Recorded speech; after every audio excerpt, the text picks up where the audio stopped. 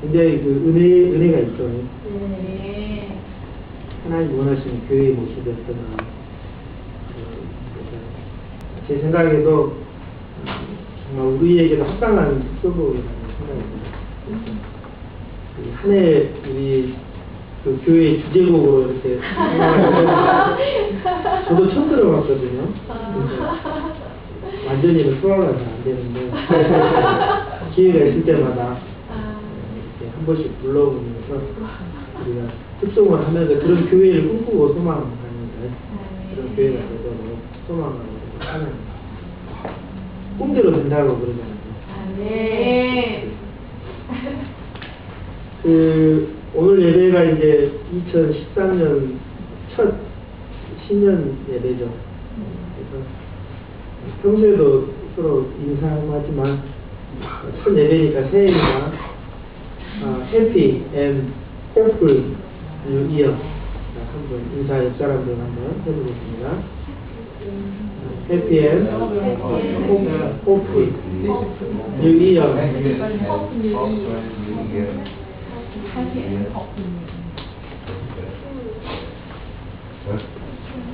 오늘 신년 예배의 말씀은 하나님을 믿으라라는 제목입니다. 말씀은 마가복음 11장 11절부터 25절까지고 요절 말씀으로 22절을 한 목소리로 읽어보겠습니다. 시작. 예수께서 그들에게 대답하여 이르시되 하나님을 믿어라. 하나님 아버지, 이제 2013년 새해가 시작이 되었습니다.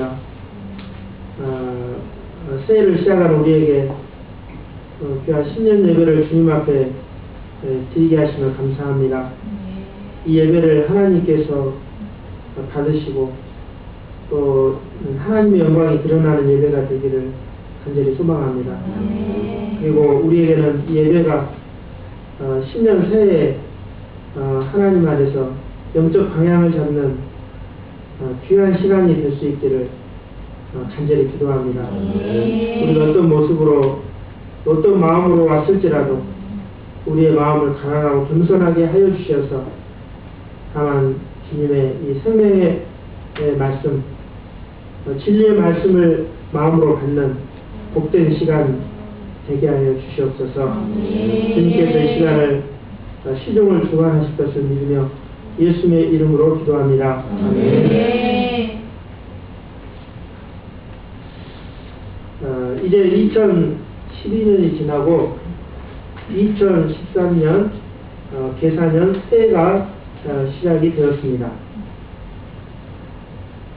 새해가 시작이 되면 사람들은 저마다 한 해 새로운 계획을 세웁니다. 세대별로 그 새해 계획이 조금씩 다른데 제가 그 인터넷에 찾아보니까 초딩의 새해 계획을 보면은 다이어트하기, 좋아하는 이성 친구 사귀기, 열심히 운동하기, 쭉쭉 키 크기, 열심히 공부하기입니다. 이 새해 계획에 대한 초딩들의 반응은 한마디로 야 쩐다 입니다. 또 중딩의 새해 계획을 보면 다이어트하기, 욕 끊기, 운동하기, 공부 등수 올리기 등입니다. 이 계획을 본 중딩들의 반응은 나느냐 불쌍한 중딩.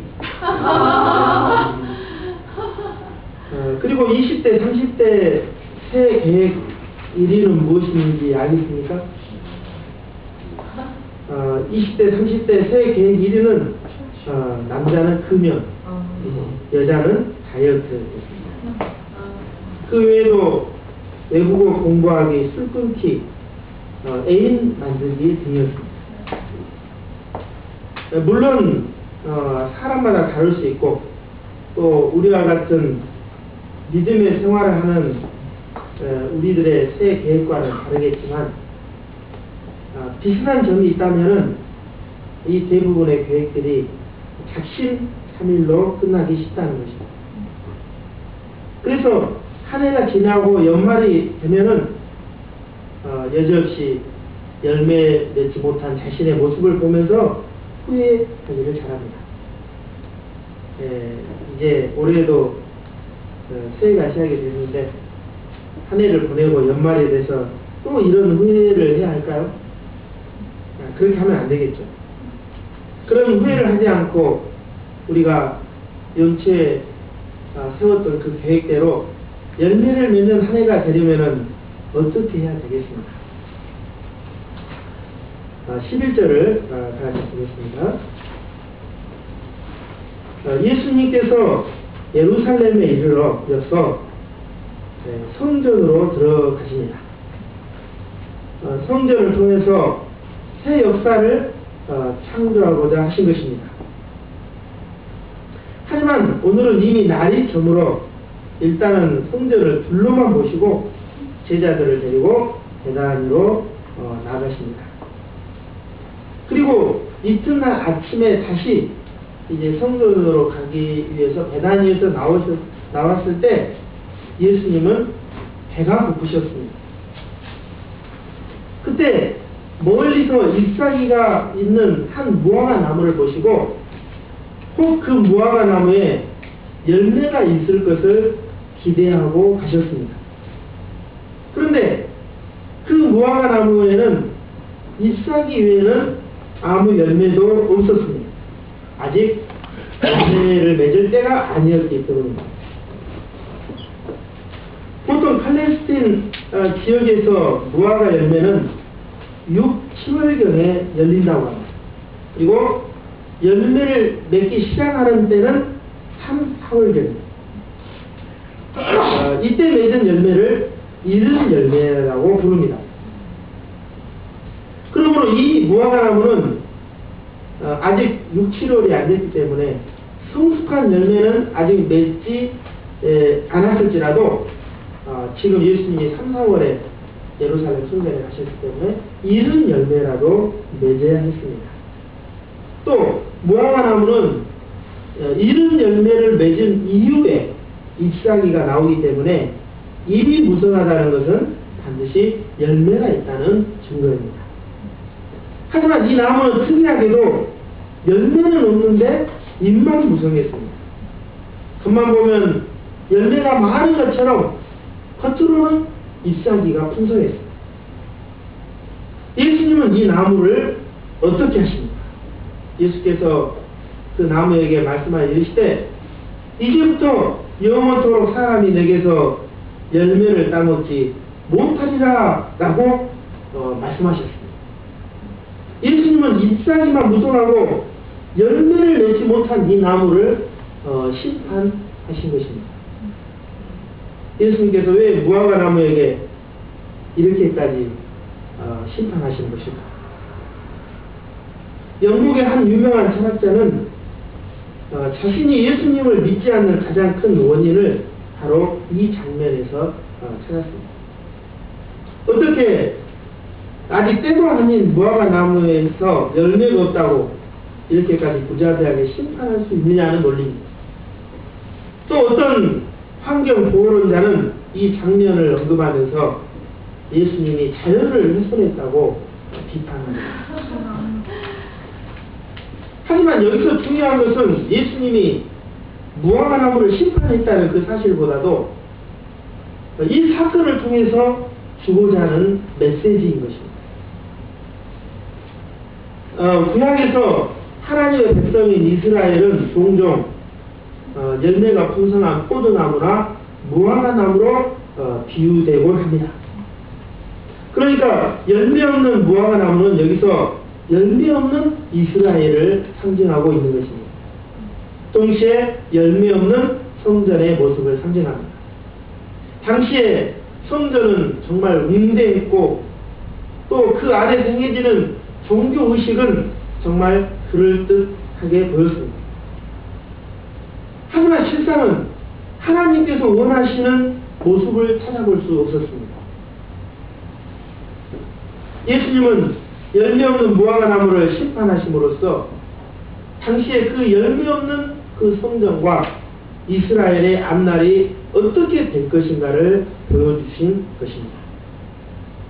열매 맺지 못하는 무화과 나무를 베어버리는 것처럼 열매 없는 성전이나 이스라엘도 멸망할 수밖에 없다는 것입니다.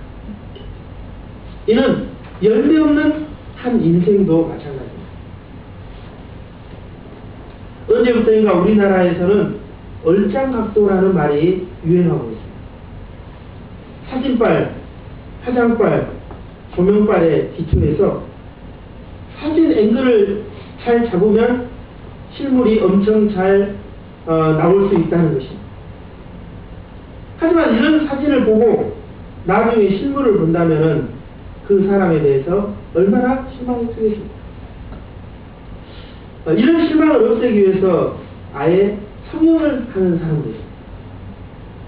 그래서 요즘에는 성형만 잘하면은 정말 옛날에 자신의 얼굴은 다 사라져버리고 전혀 다른 사람의 얼굴로 이렇게.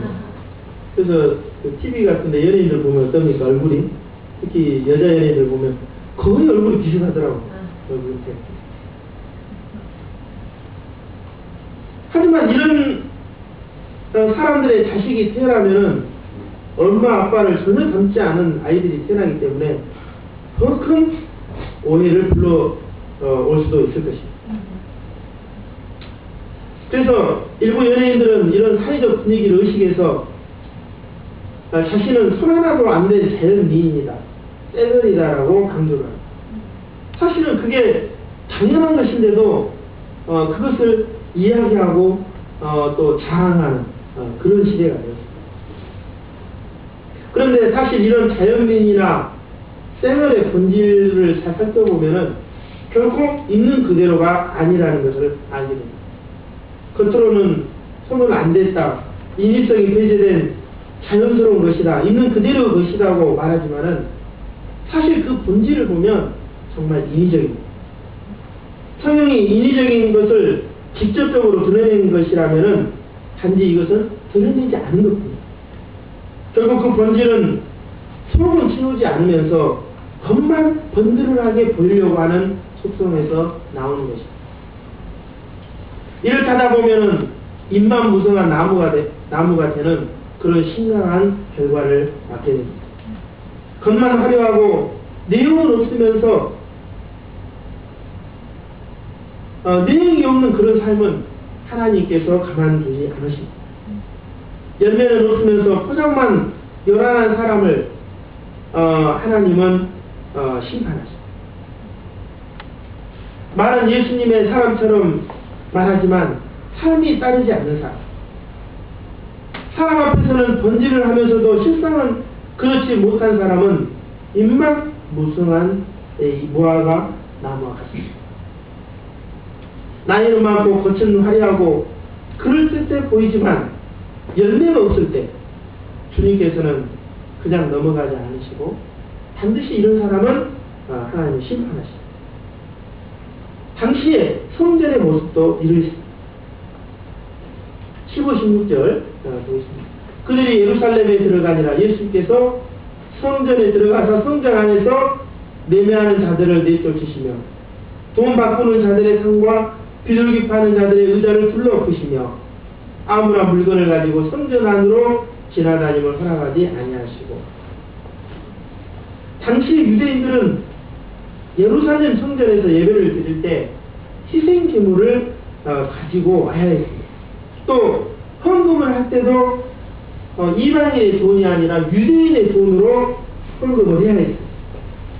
그래서 이들에게 편의를 제공하기 위해서 이방인의 뜰에 노정상을 개설을 해서 먼 곳에서 온 사람들을 위해서 제물을 팔기도 하고 또 환전을 해주기도 했습니다. 이렇게 해서 장사가 잘 되기 시작하자 프리미엄이 붙었고 종교 지도자들에게는 뒷돈이 생겼습니다. 하지만 이로 인해서 이제 이방인들은 이제 이 장사꾼들에게 하나님께 예배드리는 그 예배처를 잃어버리고 말았습니다. 즉 성전의 본래 기능이 왜곡되고 만 것입니다. 예수님은 이런 성전의 모습을 보시면서 분노하시며 이르셨습니다. 이에 가르쳐 이르시되 기록된 바 내 집은 만민의 기도하는 집이라 칭함을 받으리라고 하지 아니하니 너희는 강도의 구별을 만들었다. 성전은 유대인만이 아니라 세상 만민이 기도하는 곳이 바로 성전입니다. 세상 만민이 성전에서 기도를 통해서 하나님으로부터 기도의 응답을 받고 죄의 용서함을 받는 곳이 바로 이 성전입니다. 하지만 당시 성전은 이런 성전으로서의 제 기능을 잃어버리고 말았습니다.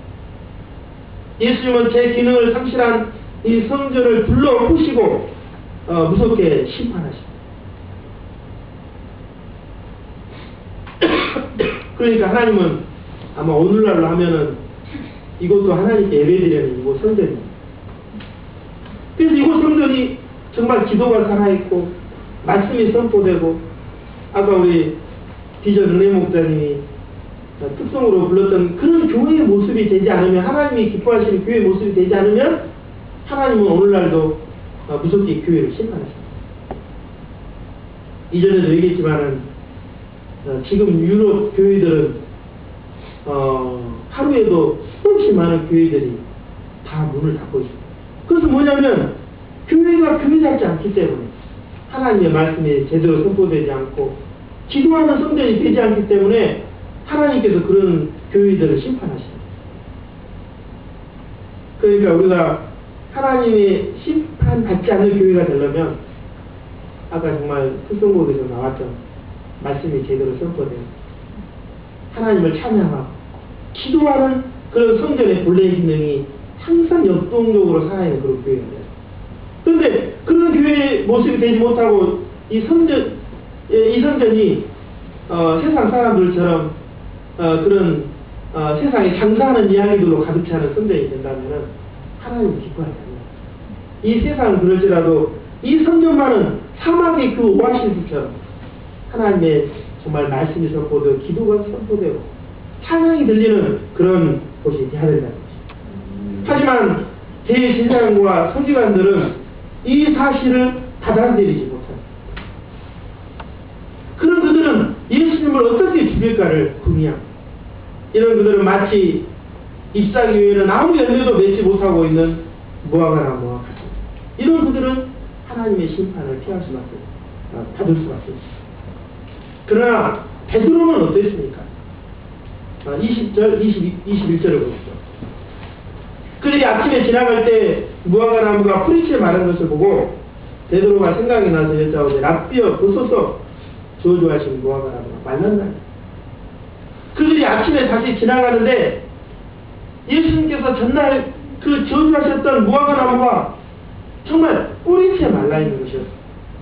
베드로는 예수님께서 그 심판하신 그 무화과나무가 하루아침에 완전히 말라버렸다는 그 모습을 보고 놀라움을 금치 못했습니다. 이런 그런 무슨 생각을 한 것일까요? 예수님께서 말씀으로 무화과나무를 뿌리채 마르게 하신 그 말씀의 권세가 부러워서 한 말일까요? 아니면 열매 없는 무화과나무의 심판을 보면서 열매 없는 성전의 그 미래의 모습, 열매 없는 이스라엘의 미래의 모습을 생각한 것일까요? 앞에서 열매 없는 무화과나무는 열매 없는 성전을 상징한다고 했습니다. 동시에 열매 없는 인생들을 상징한다고 했습니다. 그렇다면 이 베드로의 이 말을 오늘 말씀하고 연결시켜 보면 베드로의 이 놀람은 예수님의 말씀 본질 자체보다는 성전의 심판이 현실로 나타날 수 있다는 데서 생기는 놀라움일 것입니다. 즉 베드로의 말은 이런 뜻이라고 할 수 있습니다. 열매 없는 성전의 심판이 현실로, 그것도 정말 무화과나무가 당장에 마른 것처럼 당장에 일어날 수 있네요. 그렇다면 어떻게 열매를 맺어서 이 심판을 피할 수 있겠습니까? 라는 뜻입니다. 정말 제자들이 어떻게 열매를 맺어서 심판을 피할 수 있겠습니까? 우리가 어떻게 주님이 원하시는 열매를 맺어서 심판을 피할 수 있을까요? 이에 대한 예수님의 대답은 무엇입니까? 22절을 다 같이 읽겠습니다. 시작. 하나님을 믿으라. 예수님은 그들에게 하나님을 믿으라 꼭 말씀하십니다. 하나님을 믿는다는 것은 무슨 뜻입니까? 전능하신 하나님, 사랑의 하나님, 언제나 나와 함께 하시는 하나님을 믿는 것입니다. 이것은 곧 자신의 의지나 능력이나 조건을 의지하지 않는 것입니다. 어떤 사람은 자기의 능력으로, 자기의 열심으로 한 해 열매를 맺고자 합니다. 이런 사람은 하나님보다도 사람 앞에서 살게 됩니다. 하나님보다도 사람을 의식하고 사람 앞에서 자기를 꾸미게 됩니다. 하지만 이런 삶은 처음에는 뭔가 될 것 같고 있는 것 같지만 금방 지치게 되고 절망하기 쉽습니다. 또 반면에 어떤 사람은 자신의 연약함과 부족함을 너무나 잘 알기 때문에 처음부터 그냥 도전도 안 하고 포기해버립니다. 나는 할 수 없어. 저런 열매를 맺을 수 없어. 그러므로 뭔가 있는 사람도 하나님을 믿는 믿음이 필요하고 아무것도 없는 사람도 하나님을 믿는 믿음이 필요합니다. 있는 모습 그대로 내가 어떤 모습을 가지고 있을지라도 있는 모습 그대로 하나님 앞에 나와서 하나님을 믿고 도전하면 반드시 하나님 안에서 열매를 맺게 됩니다. 사실 지난 한 해 우리의 모습을 돌아볼 때도 어떻습니까? 처음 한 해를 시작할 때는 계획도 세우고 또 하나 이루고자 하는 소망도 많았습니다. 하지만 한 해가 지나고 난 후에 우리의 모습을 돌아보면은 물론 하나님께서 그 가운데 우리에게 베풀어 주신 크고 작은 은혜와 축복들도 있지만 또 반대로 생각해보면 작년 연초에 세웠던 계획이나 소망과는 거리가 먼 내 자신의 모습을 보기도 합니다. 그러니 이제 새롭게 시작하는 새해를 시작하는 우리는 어떻게 해야 되겠습니까?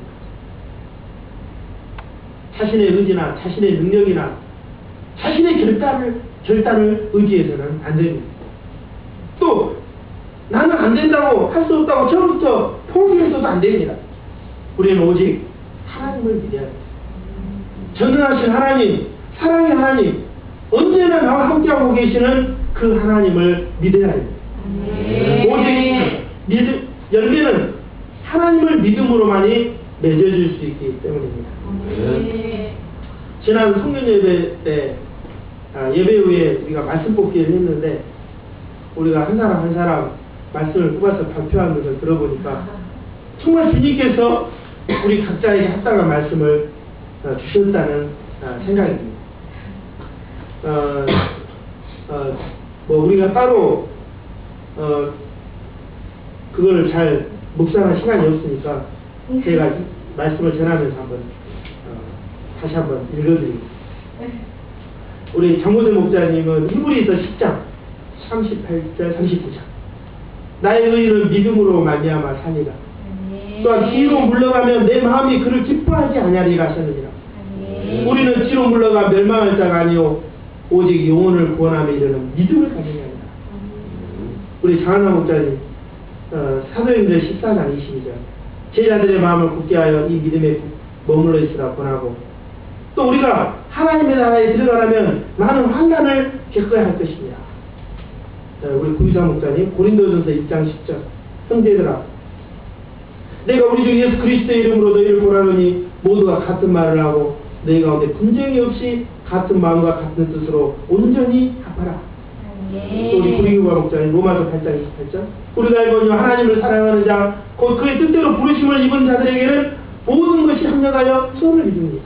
구리유가 목사님 에베소서 4장 22절부터 24절 너희는 유혹의 욕심을 따라 썩어져가는 구식을 따르는 옛사람을 벗어버리고 오직 너희의 심령이 새롭게 되어 하나님을 따라 의와 진리의 거룩함으로 지으심을 받은 새 사람을 이루라.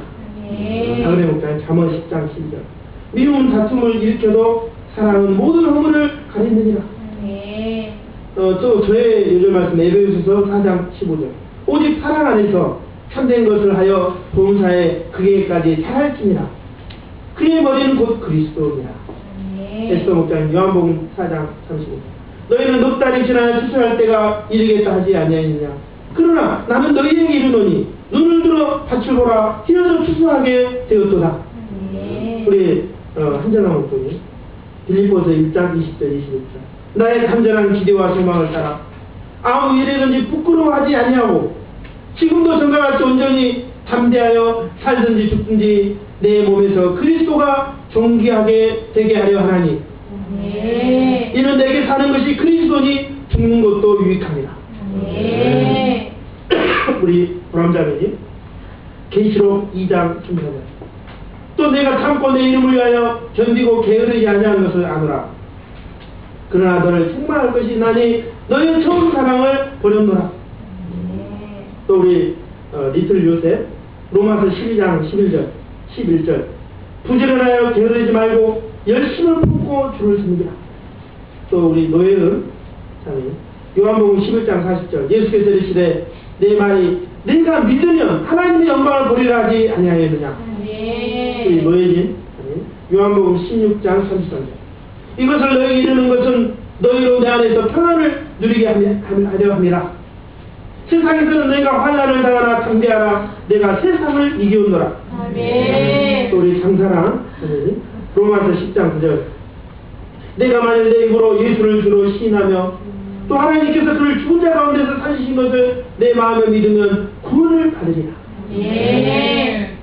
우리가 어떻게 올 한 해 하나님 주신 이 말씀대로 열매를 맺을 수 있을까요? 나의 힘과 의지와 노력만으로는 안 됩니다. 어떻게 해야 됩니까? 오직 하나님을 믿고 살아계시고 전능하시고 나와 함께 하시는 하나님 믿고 도전할 때만이 이 말씀대로 이루어지는 열매를 맺을 수 있습니다.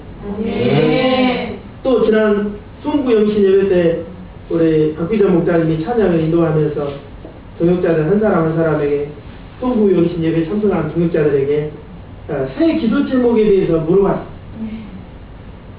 모두가 각자의 새 기도 제목에 대해서 온전하지는 않지만은 그래도 새 기도 제목에 대해서 이야기했습니다.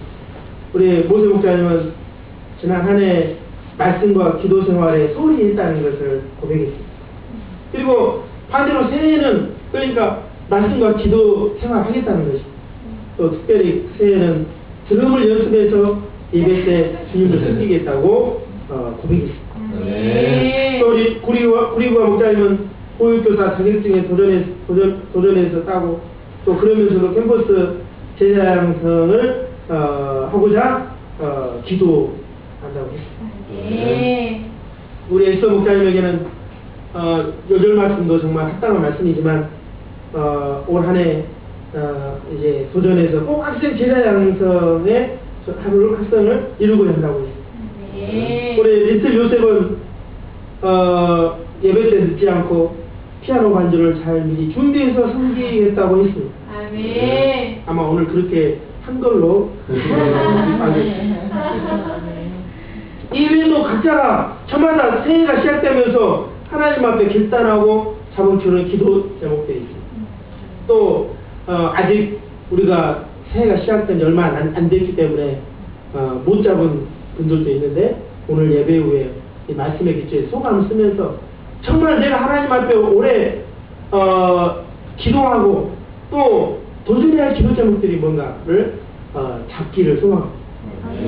그런데 이 기도 제목들대로 우리가 올 한 해 열매를 맺으려면 어떻게 해야 할까? 그것도 마찬가지로 나의 힘과 의지로만 안 되는 것입니다. 우리는 하나님을 믿음으로만이 가능합니다. 특히 올해 우리가 우리 센터 전체적으로 공통적으로 맺어야 될 열매는 무엇일까요? 하나님께서는 이스라엘을 애굽의 노예 생활에서 해방시킨 후에 말씀하셨습니다. 너희가 내게 대하여 제사장 나라가 되며 거룩한 백성이 되리라. 제사장은 어떤 사람입니까? 하나님을 모르는 사람에게 하나님을 증거하는 사람입니다. 사람이 죄의 용서함을 받고 하나님의 사랑으로 살아가도록 옆에서 돕는 사람이 제사장입니다. 그 사람이 평생 동안 말씀으로 살도록 섬기는 사람입니다. 이런 제사장의 삶을 살려면 가장 중요한 것이 바로 거룩함입니다. 즉, 이 세상과 구별되어야 합니다. 제사장은 하나님의 말씀에 기초해서 생각하고 말하고 행동해야 합니다. 그리고 하나님과 그 역사에 헌신할 수 있어야 됩니다. 이것이 우리 믿음의 사람들이 맺어야 할 가장 기본적인 열매인 것입니다. 이런 열매가 맺어지면 이 세상에 커다란 영향력을 끼치게 되고, 그러면 교회는 자연히 부흥하게 되는 것입니다. 하지만 이런 열매를 맺지 못하면 교회는 힘을 잃어버리고만, 겉으로는 번지르하고 화려할지 모르지만은 정말 한 사람 한 사람이 이런 제사장다운 그런 삶을 살아가지 않는다면은 그 교회는 힘을 잃고 이제 무기력해지는 교회가 될 것입니다.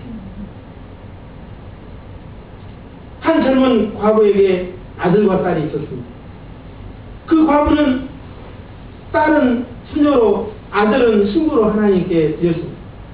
또 어떤 가정에는 쌍둥이 아들들이 태어났습니다. 동생이 먼저 신부가 되었고 그 형은 6년 후에 신부가 되었습니다. 인간적으로 보면 두 집안은 대가 끊긴 것입니다. 이렇게 세상과 구별된 삶을 살아가면 손해보는 때도 있고 아픔을 겪을 때도 있습니다. 하지만 이런 삶을 통해서 그 자신이 정말 하나님의 사람으로 자라나게 되고 성숙해집니다. 그러면 그 사람을 통해서 생명이 살아나고 하나님께 영광을 돌리게 됩니다. 열매는 그냥 이루어지지 않습니다. 정말 하나님을 믿고 하나님을 믿는 사람으로서의 합당한 삶을 사는 그곳에 하나님이 주시는 열매가 맺어지는 것입니다. 이런 믿음을 갖기 위해서 우리가 반드시 이겨야 할 것은 무엇입니까? 23절로 같이 읽어보겠습니다. 23절 시작. 내가 임시로 너에게 이르노니 누구든지 이 산더를 들려 바다에 던져지라 하며 그 말하는 것이 이루어질 줄 믿고 마음에 의심하지 아니하면 그대로 되리라. 누구든지 이 산더를 들려 바다에 던져지라 이렇게 하면은 던져질 산이 있겠습니까? 우리 무고동에도 뒤에 문수산이 있는데 어느 누가 문수산을 향해서 저기 정자해변에 던져져라 던져지겠습니까? 그러므로 여기서 산을 들려 바다에 던진다는 것은 불가능한 일을 상징하는 것입니다. 그러므로 산을 들어서 바다에 던져진다는 것은 불가능한 일이 가능하게 된다는 것입니다. 이것은 곧 전능하신 하나님 안에서는 불가능한 일이 없다는 것입니다. 하나님은 전능하신 하나님이기 때문에 우리가 볼 때는 불가능한 일이라고 생각하는 것도 하나님은 가능하게 하실 수 있는 겁니다. 하나님은 전능하시기 때문에 우리처럼 교만한 사람들에게도 열매를 맺게 하실 수 있고 우리처럼 부족한 사람들에게도 열매를 맺게 하실 수 있습니다. 그런데 문제는 우리 마음의 의심입니다. 우리가 말씀을 들을 때는 믿음이 생깁니다. 기도할 때는 할 수 있다는 믿음이 생깁니다. 하지만 내 자신을 생각하고 내 처해진 형편을 생각하면 마음의 의심이 생깁니다. 믿음으로 시작했다가 그 과정이 잘 되지 않으면 마음의 의심이 생깁니다. 당장에 기도응답을 받지 못하면 또 마음의 의심이 생깁니다.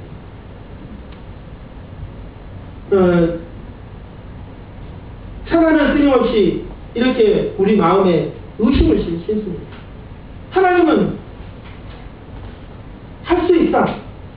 된다고 자꾸 하나님은 말씀하지만 사단은 자꾸 우리 눈을 우리 현실로 돌리게 하고 자신의 모습을 바라보게 하면서 안 된다는 의심을 심습니다.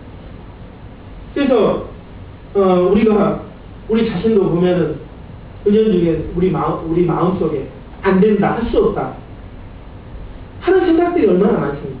이런 의심의 생각이 있으면 하나님이 역사할 수 있다는 것입니다. 의심에 말려들면은 곧 믿음이 사라지고 맙니다. 결국 마음의 이 등탄은 의심과 싸워서 이길 때만이 우리는 믿음을 가질 수가 있습니다. 하나님에 대한 믿음을 가질 때만이 우리는 열매를 맺을 수 있습니다. 그러므로 의심에게 지느냐 이기느냐에 따라서 그 인생의 열매가 좌우되는 것입니다. 아마 우리 사랑이도 그렇고 우리 자녀들도 여기 있는데 다 하나님께서 무엇이든지 할 수 있는 능력을 주셨는데 그 마음에 나는 이 정도까지밖에 할 수 없어. 이런 마음의 의심이 많은 생각이 들기 때문에 하나님이 주시는 더 큰 위대한 일을 할 수 없다는 거예요. 그러나 그런 의심을 버리고 하나님 안에서 나는 무엇이든지 할 수 있어. 이런 믿음을 가지고 도전하면 하나님께서 내가 상상할 수 없는 놀라운 능력의 삶을 살게 하신다는 것입니다. 네. 그러면 우리가 어떻게 내 마음에 든다는 이 의심을 물리칠 수 있겠습니까? 24절도 말 나온 김에 우리 자녀들이 한번 24절을 다 같이 한번 읽어보겠습니다. 우리 자녀들이 24절 시작.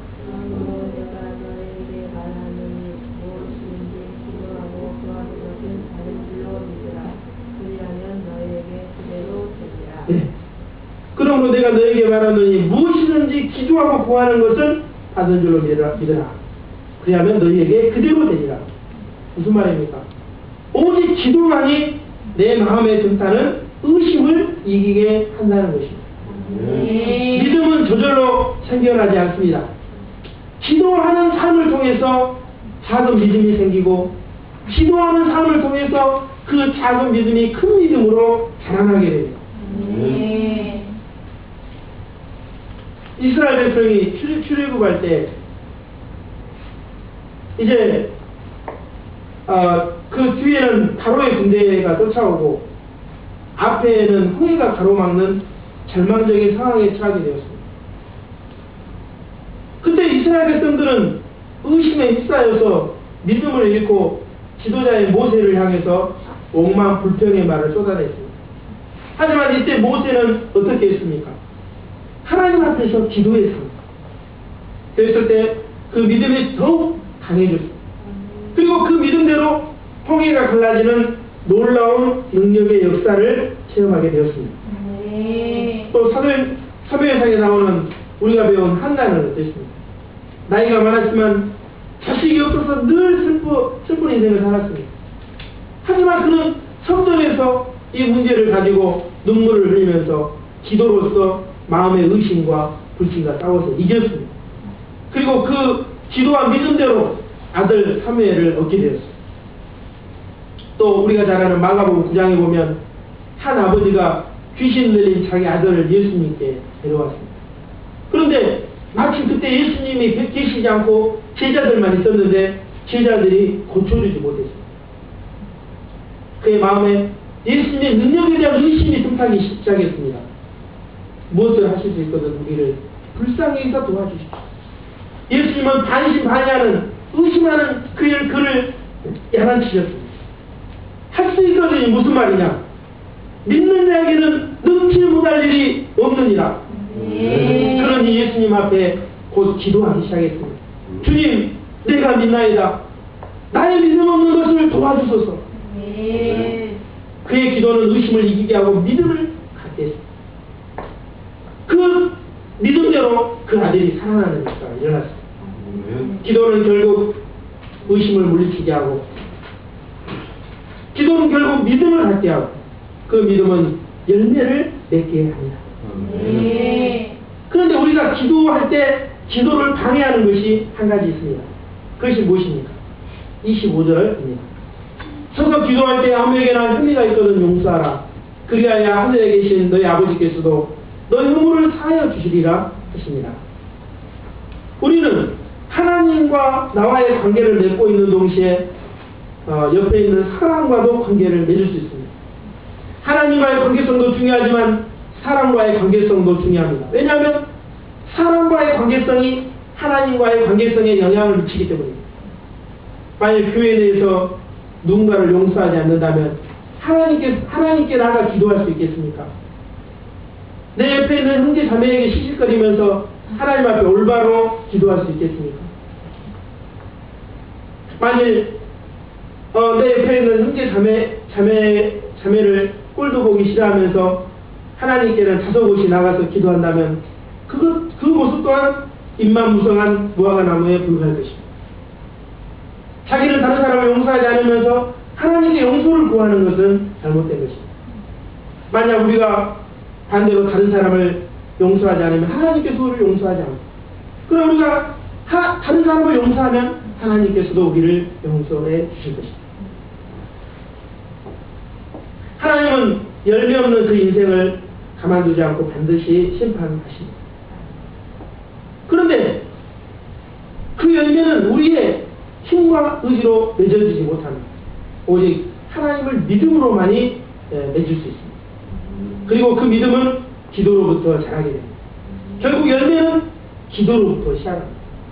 우리가 정말 올 한 해 풍성한 열매를 맺고 싶다 하면 먼저 주님 앞에 무릎 꿇고 기도하는 데서 시작이 됩니다. 그래야 마음에 모든 인간적인 의심들이 물러가고 내 마음에 하나님을 믿는 믿음이 싹트게 됩니다. 그런데 하나님 앞에 기도하지 않으면서 한 해 열매를 바란다.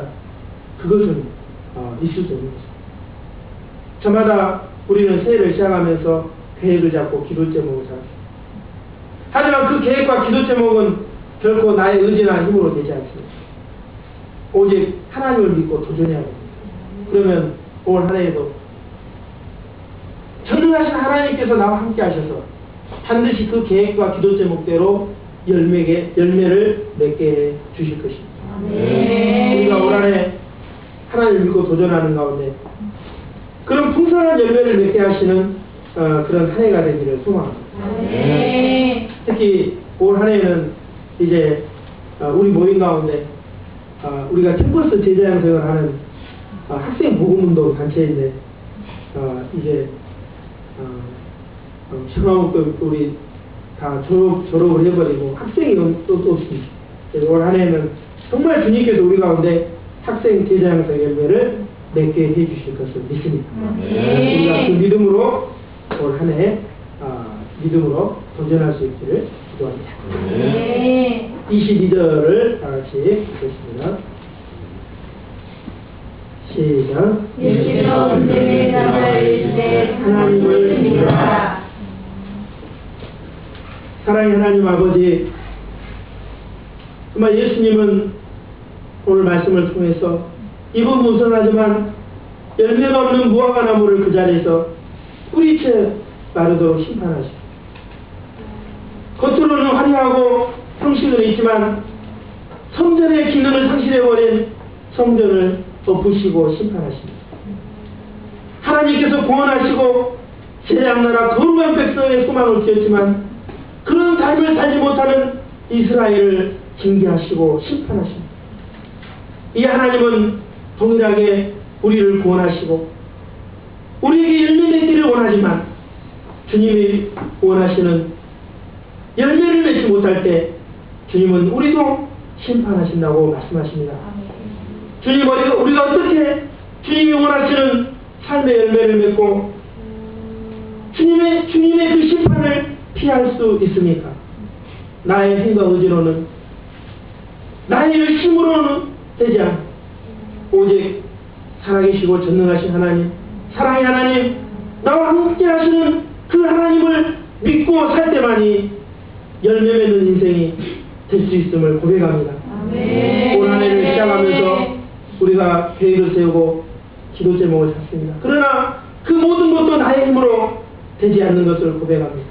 오직 전능하신 하나님, 말씀 한마디로 뿌리채로 마르게 하시는 살아계신 하나님을 믿고 도전하게 하여 주셔서 올 한 해 나의 기도 제목을 들어주시고 나의 삶 가운데 함께 하셔서 역사하시고 열매 맺게 하시는 그 살아계신 하나님을 체험하는 복된 한 해가 되기를 기도합니다. 그래서 한 해를 마치는 그 시간에 열매를 맺게 하신 하나님께 영광 돌리는 그런 축복된 삶이 되기를 기도합니다. 무엇보다 우리 마음에 순간순간 틈타는 마음의 의심이 있습니다. 안 된다, 할 수 없다는 불신의 생각이 있습니다. 그러나 이 모든 것을 물리칠 수 있도록 겸손히 주님 앞에 연약한 자신을 인정하고 기도하게 도와주시고, 그래서 우리 인간적인 생각이 변화되고 우리의 내면에 있는 불신이 사라지고 온전히 하나님을 믿는 믿음의 사람들이 되어서 정말 믿음을 체험하는 축복된 한 해가 되게 하여 주십시오.